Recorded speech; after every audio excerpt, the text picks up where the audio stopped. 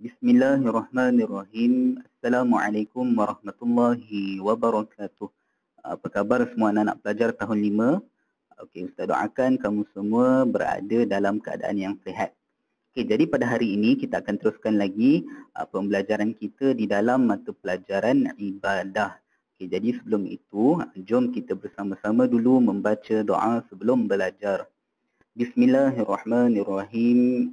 Allahumma ftah alaina hikmataka wanshur alaina min khazaini rahmatika ya arhamar rahimin. Amin ya rabbal alamin. Okay, jadi anak-anak pelajar, pada hari ini kita akan teruskan lagi pembelajaran kita di dalam tajuk puasa Ramadan. Okey, tajuk puasa Ramadan ini merupakan satu tajuk yang besar di mana banyak perbincangan ataupun pembelajaran yang kita perlu tahu berkenaan dengan puasa Ramadan.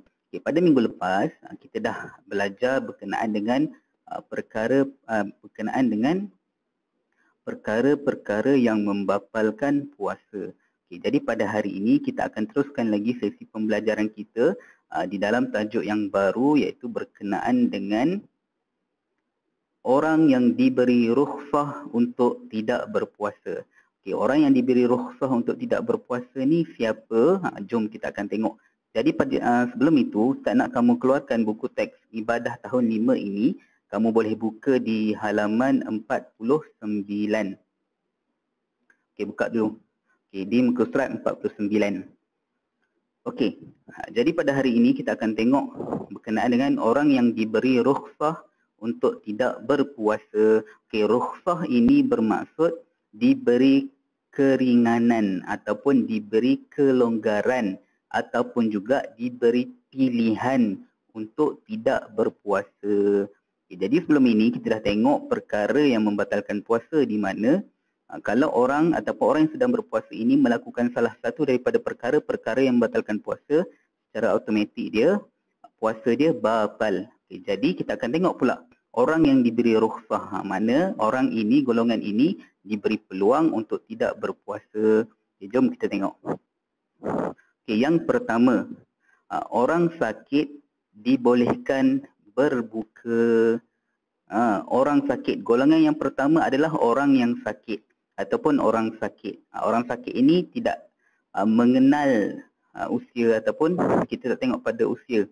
Kalau dia sakit, atas pilihan ataupun pilihan atas dia untuk tidak berpuasa. Sebab orang yang sakit ini, dia tidak mampu untuk meneruskan puasa dia pada hari itu kerana dibebani oleh penyakit. Cuma pilihan untuk tidak berpuasa ini terserah ke atas orang yang sakit itu. Kalau dia rasa dia mampu lagi untuk meneruskan puasa pada hari itu, dia dibolehkan meneruskan puasa. Tapi kalau dia tidak mampu ataupun tidak kuat untuk berpuasa pada hari itu, maka dia diberi kelonggaran untuk berbuka. Tapi kena ingat, bila diberi kelonggaran untuk berbuka bermaksud dia kena ganti puasa yang ditinggal itu pada hari lain di bulan yang lain. Okey, jelas? Okey, golongan yang kedua ataupun orang yang kedua ialah orang kafir yang baru memeluk Islam. Orang kafir yang baru sahaja masuk agama Islam ataupun baru mengucap dua kalimah syahadah. Jadi orang kafir yang baru masuk agama Islam ini, dia baru mula nak belajar berpuasa. Jadi kita tak boleh bebani ke atas dia dengan kita beritahu dia, kamu wajib berpuasa pada hari ini. Kalau hari tu hari pertama dia baru mula berpuasa, agak-agak kamu, dia mampu tak untuk meneruskan puasa pada hari itu? Tidak, sebab dia baru nak belajar berpuasa. Jadi orang kafir yang baru memeluk Islam ini diberi pilihan atas dia untuk berbuka. Tetapi sama juga macam situasi tadi, bila dia berbuka, wajib dia ganti puasa yang ditinggal pada hari itu pada hari lain di bulan yang lain. Okay, jelas? Okay, dua golongan ini. Kita tengok golongan yang ketiga pula ialah orang yang bermusafir ataupun orang yang musafir bukan tujuan maksiat. Orang yang bermusafir. Musafir ini maksud dia apa? Musafir ini ialah berjalan jauh. Berjalan jauh dengan niat apa? Bukan untuk melakukan maksiat. Contoh, dia nak pergi, dia duduk kat Kuantan ni. Dia nak pergi KL sebab nak ziarah nenek. Boleh.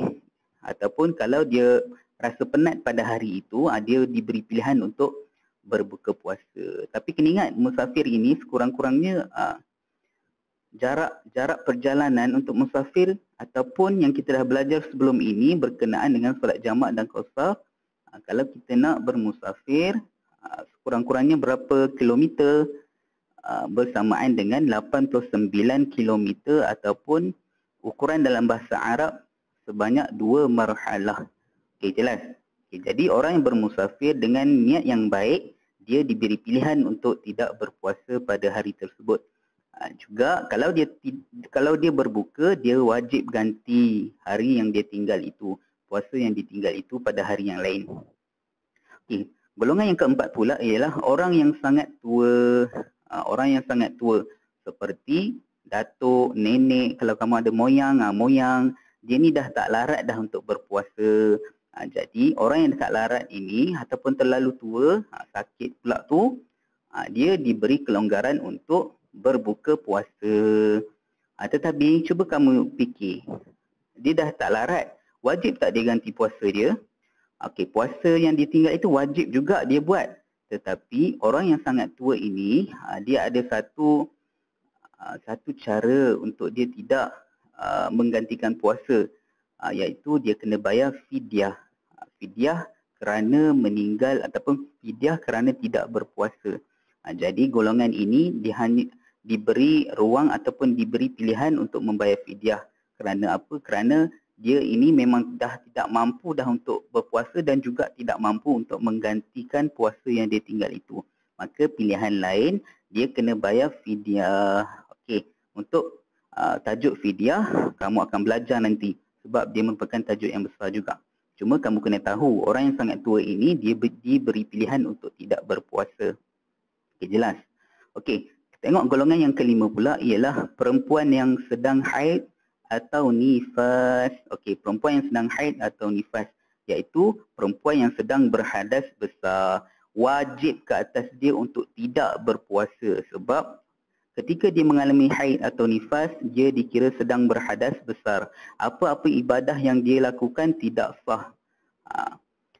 Kalau dia lakukan juga, dia bukan sahaja ibadah dia itu tidak diterima, tetapi dia juga berdosa sebab dia lakukan perkara yang Allah larang. Okay, jelas? Jadi perempuan yang sedang haid ataupun nifas, dia tidak boleh berpuasa. Jadi hari-hari yang dia tinggal kerana tidak berpuasa, kerana sedang haid atau nifas itu, dia kena ganti pada hari lain di bulan yang lain. Jelas? Okay. Yang keenam pula ialah perempuan yang hamil atau perempuan yang menyusukan anak. Perempuan yang hamil itu ialah perempuan yang sedang mengandung atau perempuan yang sedang menyusukan anak, ataupun perempuan atau ibu-ibu kamu yang sedang menyusukan adik-adik kamu ataupun yang sedang menyusukan bayi. Kalau berkemungkinan, kalau pada hari itu dia berpuasa, berkemungkinan tubuh badan dia itu lemah. Sebab yang pertama, kalau dia mengandung, sebab dia kena bawa kandungan dia. Kalau yang kedua pula, sebab dia sedang menyusukan anak. Jadi apabila anak menyusu, dia dapat mengurangkan tenaga dan mengurangkan dia punya keupayaan untuk berpuasa pada hari itu. Tapi kena ingat, perempuan yang hamil dia boleh berpuasa. Dan juga perempuan yang menyusukan anak, dia boleh berpuasa. Bukan sebab dia menyusukan anak, puasa dia terbatal. Tidak, bukan. Perempuan yang menyusukan anak, dia boleh berpuasa. Cuma diberi kelonggaran pada dia itu kerana apabila dia menyusukan anak, tubuh badan dia itu jadi lemah sebab susu keluar. Okay, boleh faham? Okay, jadi ini adalah 6 golongan yang mana Allah bagi rukhsah ataupun Allah bagi keringanan untuk mereka ini tidak berpuasa. Jadi apabila mereka ini tidak berpuasa pada hari tersebut, maka wajib ke atas mereka ini untuk menggantikan puasa yang dia tinggal pada hari lain di bulan-bulan yang lain. Wajib ganti.